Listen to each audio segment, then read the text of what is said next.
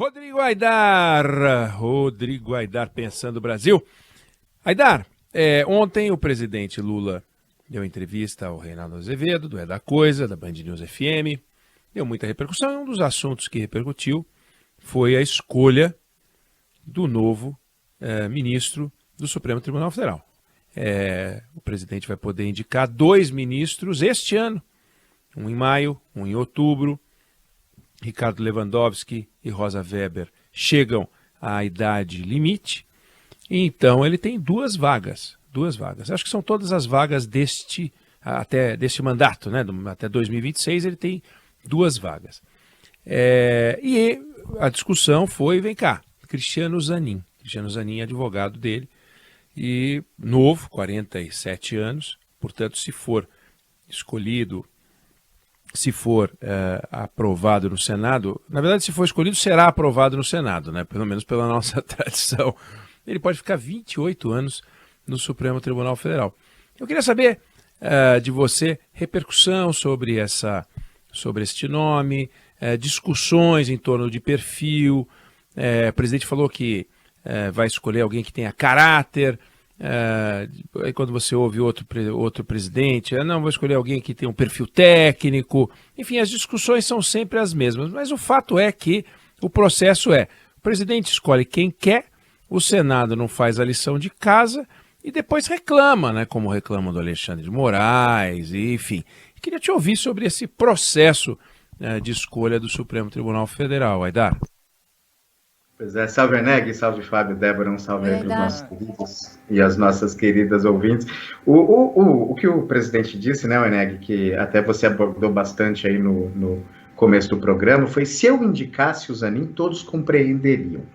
E uma coisa que a gente aprende cobrindo o Supremo Tribunal Federal é que ninguém é indicado de véspera. Eu acho que essa frase do Lula é mais para testar o nome e as reações já ao nome do Zanin do que uma decisão que ele já tenha tomado, viu, Eneg? O Zanin, de fato, tem 47 anos, como você disse, mas você sabe que não seria o mais novo a tomar posse. O ministro Dias Toffoli, quando tomou posse no Supremo em 2009, ele tinha 42 anos, Eneg. Ele já está no Supremo, esse ano vai fazer 14, e ele vai ficar mais 20 anos no Supremo. São 34 anos de Supremo Tribunal Federal. Tem até uma história engraçada que se conta, Eneg, na indicação do Toffoli. Ele era advogado-geral da União do governo Lula. E ele vinha sendo sondado para o Supremo: vai ser o Toffoli, não vai ser o Toffoli, etc. Muito. E todo mundo dizia que a indicação do coração do presidente Lula naquela época era o Sigmaringa Seixas, que era, na verdade, com quem ele sempre se aconselhava para possíveis nomes do Supremo, além do ministro da Justiça, Marcos Tomás Bastos, etc. E aí, quando ele foi convidar o Toffoli brincou com ele e falou: ministro, presidente, aceito com muita honra, etc., tal, mas eu sei que eu não sou a indicação do seu coração. A indicação do seu coração seria o Sigmaringa. Aí disse que o Lula, com aquele jeito dele, falou: seria, mas ele não quer ver? Vamos ligar para ele para você ver. Daí o Toffoli falou: não precisa ligar, não.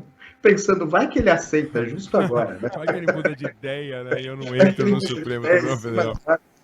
Mas assim, tem muitas histórias boas do Supremo e de quase. O que não falta é ministro que quase sentou na cadeira. Lá em 2006, se falava no nome de umas 3, 4 mulheres, todas elas muito competentes, mas não se falava no nome da ministra Carmen Lúcia. E foi a ministra Carmen Lúcia. O ministro Lewandowski, ninguém pensava. Isso não é só com o Lula, não. Com o presidente Jair Bolsonaro, a indicação do Cássio Nunes Marques, que é mais recente, a gente vai lembrar, surpreendeu todo mundo. Ninguém sabia quem era o Cássio, o nome dele não era aventado. E, na verdade, Eneg, o Cássio estava se movimentando para uma vaga no Superior Tribunal de Justiça.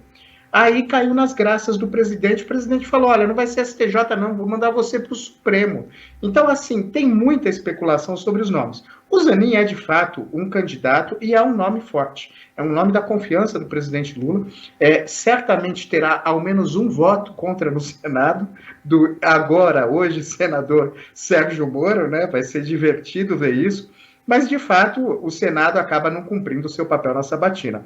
Se fala também outros nomes, no nome do próprio Flávio Dino, que seria um nome viável, mas eu acho que ele não está nessa disputa. O Flávio Dino já foi juiz, saiu da judicatura para política e é um bicho muito político para voltar a ser ministro, eu acho. E tem outros nomes que se especulam muito. Por exemplo, do próprio Silvio Almeida, que hoje é ministro dos Direitos Humanos, que seria um nome fantástico, de fato, para o Supremo, mas para essa vaga está se falando bastante do nome do Zanin. Mas, como eu disse, Oneg, muitas vezes se fala demais do nome e a hora de bater o martelo mesmo não é esse nome. Houve um caso, Oneg, em 2013, no governo da presidente Dilma, ela convidou o Heleno Torres, o tributarista Heleno Torres, que é um jurista que tinha toda a capacidade de ocupar o Supremo Tribunal Federal, sem a menor sombra de dúvida. E ele era muito falado, e todo mundo já dava como certa a indicação dele. Aí ele foi convidado para uma conversa no Palácio do Planalto, entrou no Palácio do Planalto, conversou com a Dilma e saiu. Alguém viu o Heleno saindo do Palácio do Planalto e deu ele como certo. O Estadão noticiou que ele tinha sido escolhido ministro. A própria EBC, horas depois, isso foi desmentido. Ele saiu de lá como se fosse ministro do Supremo e dias depois quem foi escolhido foi o ministro Luiz Roberto Barroso. Então, assim, o fato de o Lula citar o Zanin não quer dizer que vai ser o Zanin, mas há outros nomes em jogo e você bem disse, Oneg, nessas horas se leva muito em conta os apoios políticos que a pessoa tem e se ela tem um conhecimento geral bom de direito. Eu acho que para a vaga da ministra Rosa vai ser difícil o Lula não indicar uma outra mulher, vai ter uma pressão muito grande nesse sentido, porque de fato você tem aí 11 ministros, 2 mulheres, e ficar só a ministra Carmen Lúcia é uma representatividade meio manca. Então, para a vaga da ministra Rosa, eu acho que acaba vindo uma mulher, tem mulheres boas no páreo.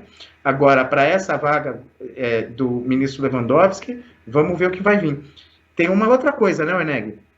Não significa que o ministro Lewandowski se aposenta em maio e o Lula já indica. Se a gente for lembrar, lá em 2010, no final do governo Lula, o ministro Eros Grau se aposentou no meio do ano e a vaga do Eros ficou 8 meses aberta. Acabou o mandato do Lula, ele não indicou. Quem foi indicar para a vaga do ministro Eros Grau foi só em 2011, fevereiro, acho, a presidente Dilma.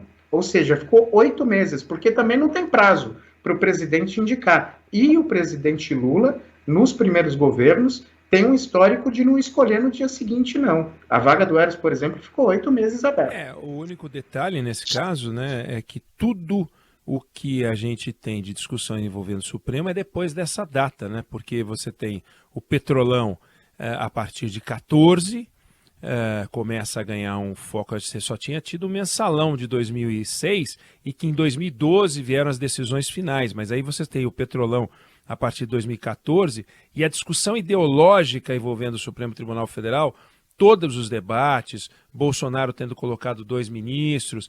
De repente o Lula não vai querer deixar um segundo de desequilíbrio porque mudou o cenário. A decisão que envolvendo o próprio presidente Lula pós-sentença de Moro, TRF4 e STJ é de 2018. Né? Então tudo isso aconteceu depois desse episódio Eros Grau. Talvez tenha mudado o ambiente, não sei, isso pode acontecer também. Sim, eu acho que você tem razão, Oneg. Isso é um ponto importante. O que se fala, certamente alguém que já defendeu a Lava Jato não vai. É uma pessoa que eles buscam que seja garantista, efetivamente garantista, do ponto de vista de proteger o devido processo legal a não mais poder. Você tem visões diferentes do que é ser garantista, né? A minha é uma, a sua pode ser outra, tem várias. Mas a visão do governo, do que é ser garantista, é não cometer os atropelos que as pessoas cometeram na Lava Jato e que acabaram levando à prisão o presidente Lula, né? Na ocasião, ex-presidente Lula. E esse marco temporal é importante, foi realmente em 2018, inclusive naquela votação que acabou 6-5, negando o habeas corpus e que permitiu que o Lula fosse de fato preso e acabasse inelegível. Então, mudou o ambiente de fato. Eu acho que essa é uma característica e é uma característica que o Zanin teria. Agora, é pegar o advogado que o defendeu na Lava Jato e colocar no Supremo. Eu acho que, como você disse, eu duvido muito que depois de escolhido, qualquer candidato seja rejeitado no Senado. A gente não tem tradição disso e não vai ser dessa vez. Agora, que o Senado, de repente, com o Zanin, vai ter uma artilharia um pouco mais pesada, pode ter. Teve com o ministro Toffoli, quando ele foi indicado, por exemplo, porque ele era a AGU. Mas, apesar da artilharia, ele foi aprovado com uma margem bastante razoável no Senado, e o mesmo deve acontecer se for o Cristiano Zanin o indicado. É isso aí, lembrando que a última vez, aliás, a única vez em que aconteceu uma negativa, né, em que tivemos problemas, que o presidente da República não conseguiu emplacar ministro, foi o presidente Floriano Peixoto. E nós estamos falando ali de final do século XIX, nós estamos falando ali de 1892, 1893, que tivemos um probleminha. Então temos uma boa tradição do Senado se curvar a qualquer nome escolhido por qualquer presidente da República desde Floriano Peixoto. É isso aí, grande Rodrigo Aidar, Pensando o Brasil, a gente volta a conversar na segunda-feira. Abraço. Abraço, Eneg. Rapidinho, o último comentário. A única coisa que aconteceu de mais espetacular do Senado foi deixar a sabatina do André Mendonça na geladeira por alguns meses. Isso, exatamente. Mas reprovar, jamais. Exatamente, ele acabou emplacando. O senador não marcava, né? Como é que chamava o senador? Que é o ex-presidente do Senado. O Davi Alcolumbre. O Davi Alcolumbre ficou enrolando, e o Rodrigo Pacheco falava com ele, todo mundo falava com ele, Mãe de Iná falava com ele, todo mundo falava com ele, e nada, né? Ele ficou enrolando, mas ele não tinha nada para fazer, a não ser não marcar a sabatina. Aí quando marcou, buf, entrou, né? Não teve essa, não marquei, agora nós vamos colocar, não vai ser o André Mendonça, enfim. Valeu, Aidar, segunda-feira tamo junto, aliás, semana que vem tamo juntos, abração. Abraço aí, Neg. Fábio, Débora, beijão aí pros ouvintes. Bom fim de semana, Aidar.